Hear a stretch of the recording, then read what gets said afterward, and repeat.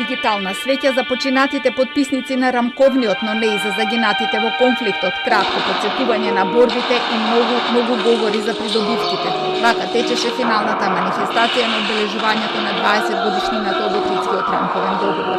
Единствените живи подписници Бранко Црвенковски, Љупчо Георгиевски и Франсуа Леотар не дојдоа на прославата.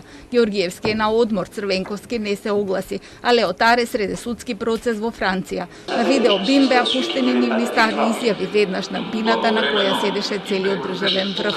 Председателот Ендаровски, кому дел од јавноста, се уште му забележува затоа што не се обрати на 2 август на Мечкин камен. Овде одржа говор. Тоа беше најдобриот можен одговор на политичкото раководство на тогашниот внатрешен, безбедносен, политички и историски контекст.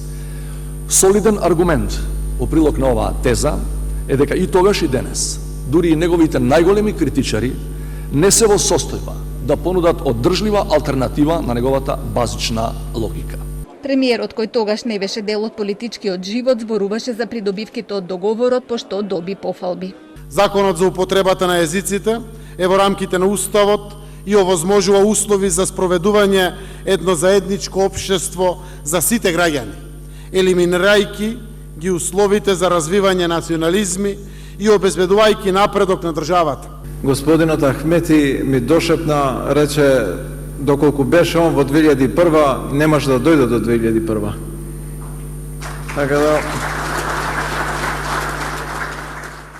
Поранешниот генерален секретар на НАТО Џорџ Робертсон рече дека договорот не е совршен, се уште ќе има луѓе кои ќе сметаат дека добиле премалку или премногу. Но и двете овие гледишта смета тој се на погрешната страна од историјата. Апелираше до Бугарија да ја крене блокадата на евроинтегративниот пат на земјава.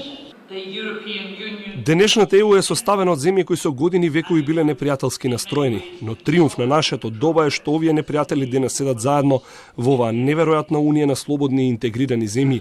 Македонија заслужува да биде таму и се надевам дека Бугарија ќе ги слушне едногласните барања од нивните пријатели и ќе ја крене блокадата за Македонија.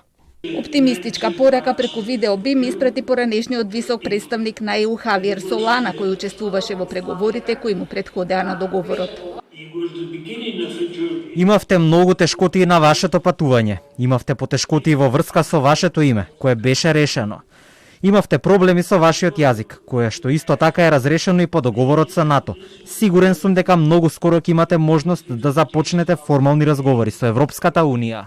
Ахмети, кој тогаш беше командант на ОНА, рече дека била намаса и поделба на Македонија која не се случила само благодарение на НАТО, Вашингтон и Брисел. Пораки дека рамковниот договор не е совршен, но нуди исполнување на желби во иднина и преминување од минатите на согласувања. Стигна и од амбасадорите на ЕУ и САД Дейвид Гир и Кейт Мари Бърнс, како и од портпаролот на Стейт Департментот Едвард Прайс.